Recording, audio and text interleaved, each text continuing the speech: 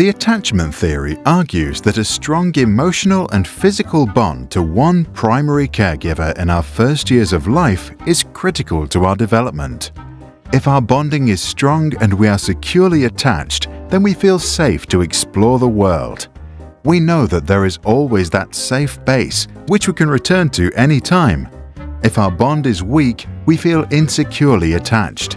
We are afraid to leave or explore a rather scary-looking world because we are not sure if we can return.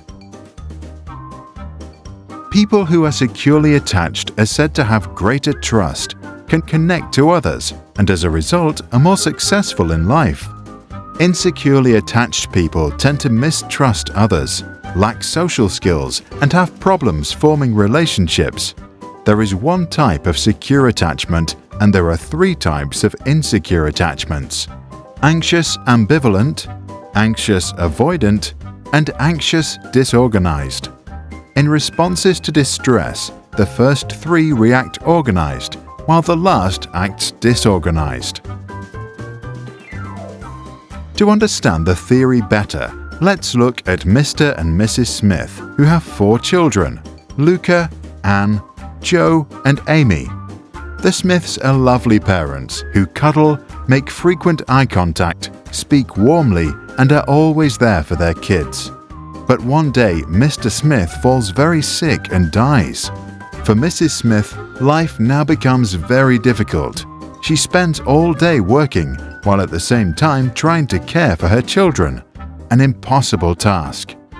At 6 years of age, Luca's brain is for the most part developed, his character strong and his worldview shaped. The new situation does not affect him much. He knows there is still always Mum, his safe haven. He feels securely attached. Later, he turns into a trusting and optimistic young man. His self-image is positive. Anne, who is 3, has problems coping with the new lack of attention. To Anne, her mother now acts unpredictably. She is anxious about their relationship and as a result becomes clingy. To get her mum's attention, she has to raise her emotional state and scream. When her mum finally reacts with a predictable response, she herself acts ambivalent and doesn't show her true feelings. Later in life, others think Anne is unpredictable or moody. Her self-image is less positive. Her attachment style is anxious ambivalent. 2-year-old Joe spends his days with his uncle, who loves him, but thinks that a good education means being strict. If little Joe shows too much emotion or is too loud, his uncle gets angry and sometimes punitive. This scares Joe. He learns that to avoid fear, he has to avoid showing his feelings, also in other situations. As an adult, he continues this strategy and has problems entering relationships. His image of himself is rather negative. His attachment is anxious avoidant. Amy, who is just 1 year old, gets sent to a nursery. The staff there is poorly trained, overworked, and often very stressed. Some are outright abusive. Amy therefore becomes anxious of the very people she seeks security from, a conflict which totally disorganizes her ideas about love and safety. As she is experiencing fear without resolution, she tries to avoid all social situations. As an adult, she thinks of herself as unworthy of love.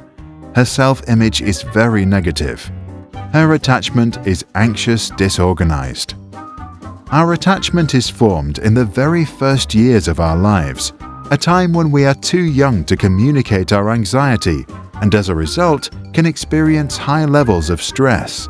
Then our adrenal gland, an organ sitting on top of our kidneys, produces the stress hormones adrenaline and cortisol. The heart rate increases, the blood pressure goes up, and we become alert. If that happens frequently, it is called toxic stress. Toxic because it impairs the development of a child's brain and weakens the immune system. In embryos or at a very young age, toxic stress can even switch the expressions of genes, which can affect our health many decades later. By simulating a strange situation, we can assess an attachment style already by the age of 1.